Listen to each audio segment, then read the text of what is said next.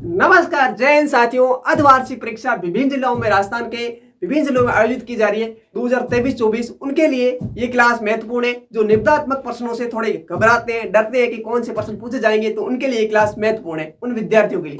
तो political science कक्षा 12 अर्धवार्षिक परीक्षा 5-5 अंक वाले ये प्रश्न है आपके। कितने? 5-5 अंक वाले, यानी बहुत बड़े प्रश्न है आपके।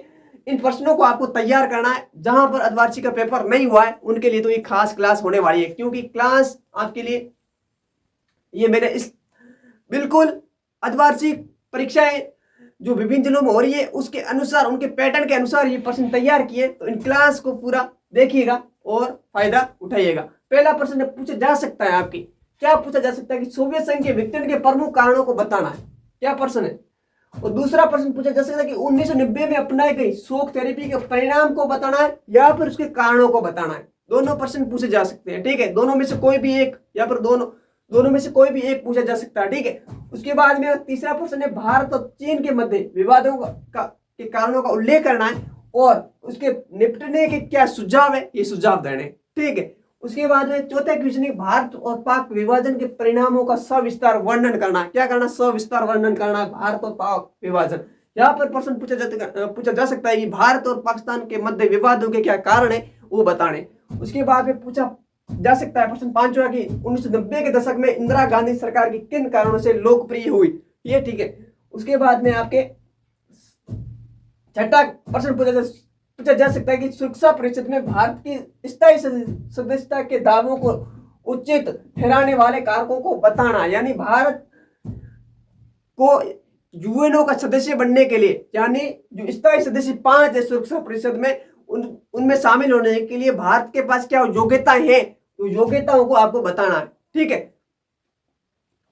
उसमें आप पॉइंट तो बता ही सकते थे कि भारत के पास क्या है, जनसंख्या भी है, क्षेत्रफल भी है, ये आपको बताने थे, ठीक है। बड़े प्रश्न है, थोड़ा ध्यान रखना, तैयार भी करना टाइम पे।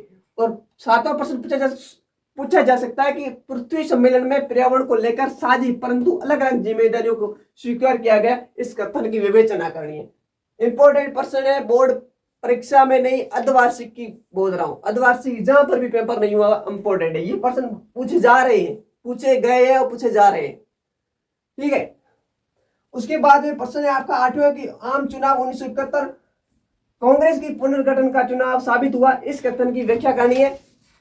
और 9वां प्रश्न आपके लिए इंपॉर्टेंट है, वह विश्व को अंतरराष्ट्रीय संगठन की क्यों आवश्यकता हुई, यह प्रश्न सविस्तार वर्णन करना था। उसके बाद में 10वां प्रश्न है कि वैश्वीकरण का अर्थ बताते हुए इसके कारणों की विवेचना करनी है, ठीक है। इसके कारण या फिर आपको इसका वैश्वीकरण के प्रभावों को समझाना है या फिर बताना है, ठीक है। उसके बाद में 11वां क्वेश्चन है कि एजेंडा 21 क्या है और पर्यावरण को लेकर वैश्विक स्तर पर क्या प्रयास किए जा रहे हैं, विश्व स्तर पर इसको लेकर क्या प्रयास किए जा रहे हैं।